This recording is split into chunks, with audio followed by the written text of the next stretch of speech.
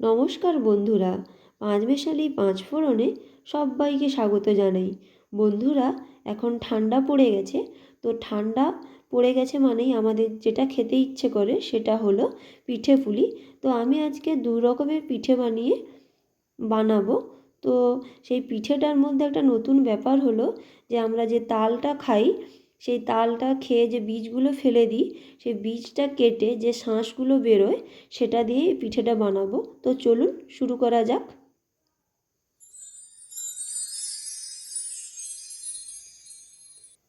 তো বন্ধুরা দেখুন, এখানে তালের শাঁসটা তালের বীজটা কেটে তালের শাঁস আমি বের করে নিয়েছি। দেখুন, ধুয়ে পরিষ্কার করে নিয়েছি। এই পিঠে বানানোর জন্য লাগছে এই তালের শাঁস আর নারকেল। আর আগের থেকে আমি 2 থেকে 3 ঘন্টা মতো আগে আমি এই আতপ চালটাকে ভিজিয়ে রেখেছিলাম। এমনি নর্মাল জল দিয়ে 2-3 বার ধুয়ে ভিজিয়ে রেখেছিলাম। আর এই প্রথমে আমি আতপ চালটাকে বেটে নিয়েছি, দেখুন এভাবে মিহি করে। আর এই তালের শাঁসটাকে আমি মিহি করে পেস্ট করে নিয়েছি একদম সুন্দর করে। এই দু রকম পিঠে বানানোর জন্য আমি কিছু উপকরণ একসঙ্গে সাজিয়ে নিয়েছি, দেখতে পাচ্ছেন। তো আমি দুটো বাটিতে, যেহেতু দু রকম পিঠে বানাবো তার জন্য দুটো বাটিতে আমি চালের বাটাটাকে হাফ হাফ করে নিয়েছি। প্রথমে যেটা আমি দিচ্ছি, যেটা বানাবো যে পিঠেটা, সেটা হলো গুড় পিঠে। তার জন্য নারকেল করে আমি খুব দিচ্ছি না, বেশি কম করে দিচ্ছি। আর একটা বানাবো যে সরু চাকলি।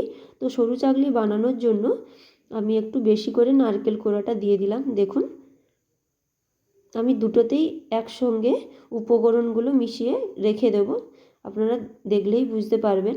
আর এটা যে বেটে রেখেছিলাম তালের যে বীজের ভেতরের যে শাঁসটা, সেটা আমি দিয়ে দিলাম। দেখুন, এই শাঁসটা কিন্তু মিষ্টি লাগে খেতে, সেটা আপনারা এমনিও খেতে পারেন। আর নাহলে এভাবে যখন অনেকগুলো একসঙ্গে বেরিয়ে যাবে তখন তো আর আপনারা এমনি খেতে পারবেন না, তার জন্য এরকম পিঠে বানিয়ে খেতে পারেন, তো খুবই ভালো লাগবে খেতে। আর আমি কথা বলতে বলতে দিয়ে দিলাম এখানে গুড়। আমি এখানে আখের গুড় নিয়েছি, আপনারা চাইলে খেজুর গুঁড়ও ব্যবহার করতে পারেন শীতকালে। আর দিয়ে দিচ্ছি এখানে দুধ। এই পিঠেটা দুধ দিয়ে মাখালে খেতে খুবই ভালো লাগে। তো দেখুন, দিয়ে দিলাম এখানে দুধটা। আর কিভাবে ব্যাটারটা হবে সেটা আমি পরে দেখিয়ে দেব। আর এরপরে দিয়ে দেব সামান্য লবণ। মিষ্টি জিনিসে একটু লবণ দিলে তার টেস্ট দ্বিগুণ হয়ে যায়। তো আমি দিয়ে দিলাম অল্প একটু লবণ, দুটোতেই সেম জিনিস দিয়ে দিচ্ছি। এরপর আমি এটাকে এবার সুন্দর করে মাখিয়ে নেব।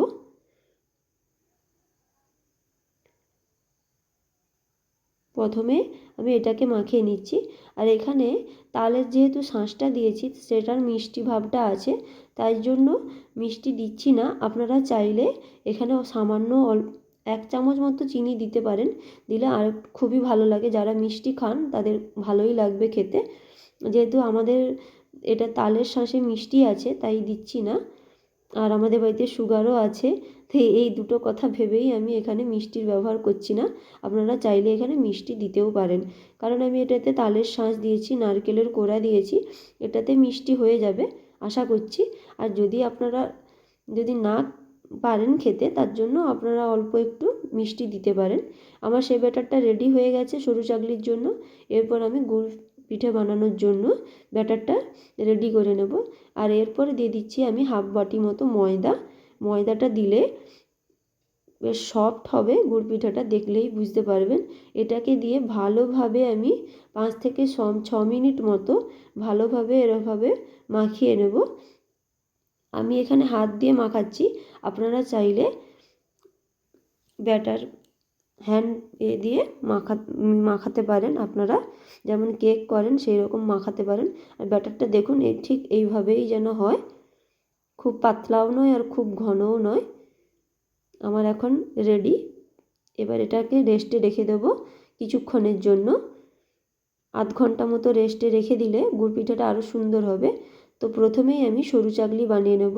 তার জন্য একটা আমি ননস্টিক প্যান বসিয়ে নিয়েছি, তাতে আপনারা অল্প একটু ঘি ব্রাশ করে তাতে এইভাবে 1 ডাবুর মতো দিয়ে আমি এরকম পুরোটা মিলিয়ে তার থেকে 30 থেকে 40 সেকেন্ড মতো ঢাকা লাগিয়ে দিলেই, অল্প একটু করলেই দেখবেন এক পাশে একটু খুন্তি দিয়ে তুলে নিয়েছি, দিয়ে আমি এটাকে ঢেলে দেবো। দেখুন এইভাবে এক এক করে আমি বানিয়ে নিচ্ছি সরু চাকলিগুলো।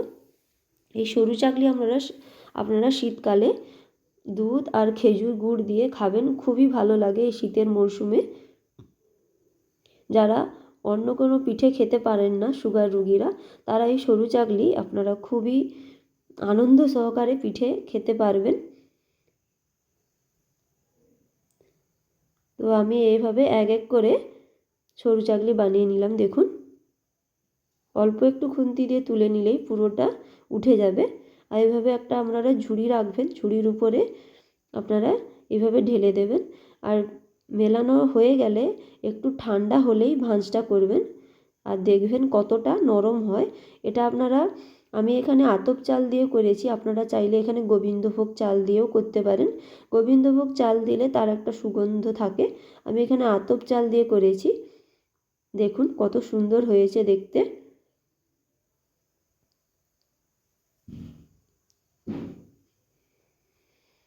আর আপনারা এভাবে বাড়িতে পিঠে বানিয়ে খেয়ে আমাকে কমেন্ট করে জানাবেন তো কেমন হলো এভাবে সরু চাকলি। আমার একটা সরু চাকলি বানানো হয়ে গেল। আর উল্টো দিকে যে আমি আর একটা ব্যাটার বানিয়ে রেখেছিলাম গুড় পিঠার জন্য, সেটা এবার বানিয়ে দেখাবো। তো চলুন, তার জন্য প্রথমে কড়াইতে আমি তেলটা গরম করে নিয়েছি। দেখুন খুব বেশি গরম করবেন না, মিডিয়াম টু লোতে রাখবেন গ্যাসের ফ্লেমটা। আর এক এক করে এরকম দিয়ে দিয়েছি। আপনারা এরকম বুঝতে পারবেন যে ব্যাটারটা যদি একটু পাতলা হয় তাহলে চারদিক থেকে ছেড়ে যাবে, আর ব্যাটারটা যদি একটু মিডিয়াম থাকে যেরকম আমি দেখালাম সেরকম থাকলে এভাবে খুব সুন্দরভাবে দুদিক হয়ে ফুলে যাবে। দেখুন গুড় পিঠাটা পুরো লুচির মতো ফুলে গেছে। তো মাখানোরটাই মেন। পিঠেটা ব্যাটারটা যখন মাখাবেন তখন ভালোভাবে ব্যাটারটাকে মাখাতে হবে। আর এইভাবে আমি যখন এক এক করে দিচ্ছি তখনও ব্যাটারটাকে হালকা হালকা করে মাখাতে থাকবেন। যখনই দেবেন ব্যাটারটাকে এরকম মাখাতেই দেবেন ব্যাটারটাকে। যতটা বেশি ঘাঁটবেন ব্যাটারটা তত বেশি ফ্লাফি হবে, আর পিঠাটা খুব সুন্দরভাবে দুদিক থেকে ফুলে যাবে। দেখুন এভাবে আমি এক এক করে বানিয়ে নিচ্ছি গুড় পিঠা। আর এই সময় এই গুড় পিঠাটা খেতে খুবই ভালো লাগে। তো খেজুর গুড় দিয়েও বানাতে পারেন, খুবই ভালো লাগবে। আর এই পিঠাটা গরম অবস্থায়ও ভালো লাগে, আর এটা যদি আপনারা সকালে খান আরও ভালো লাগবে, খুব খুব খেতে ভালো লাগে। তো আপনারা বাড়িতে এভাবে পিঠেটা বানিয়ে খেয়ে আমাকে কমেন্ট করে জানাবেন যে কেমন হলো পিঠেটা। এই পিঠেতে আরও একটা ব্যাপার হলো, এই পিঠেতে যে তালের শাঁসটা দেওয়া আছে তার জন্য এটা খুবই নরম হয়েছে পিঠাটা, আর খেতে খুবই ভালো লাগে। তো আমার কাছে এরকম নতুন নতুন রেসিপি পেতে আমার চ্যানেলটাকে অবশ্যই সাবস্ক্রাইব করবেন, তাহলে আপনাদেরকে আমি নতুন নতুন ভিডিও বানিয়ে দেখাতে পারবো। তো চলুন,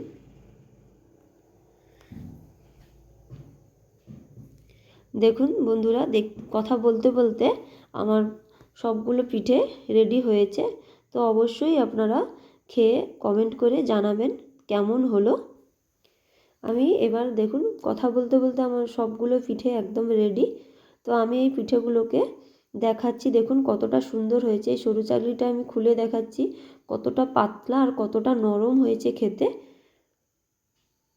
এই পিঠেটা এরকম আপনারা গরম দুধের সঙ্গে খেজুর গুড় দিয়ে খেতে পারেন, খুবই ভালো লাগবে শীতের সন্ধ্যেতে।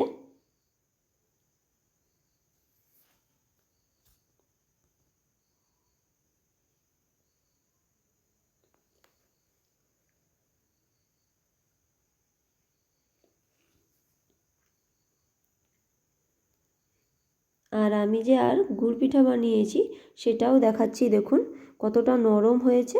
আর আমি এটাকে কেটে দেখাচ্ছি, দেখুন এর ভেতরটা কতটা ফাঁপা। এই পিঠে আপনারা গরম অবস্থায় তো ভালোই লাগে খেতে, আর আপনারা সকালে ঠান্ডা করেও খেতে পারেন, খুবই ভালো লাগবে। তো ভিডিওটি দেখার জন্য ধন্যবাদ।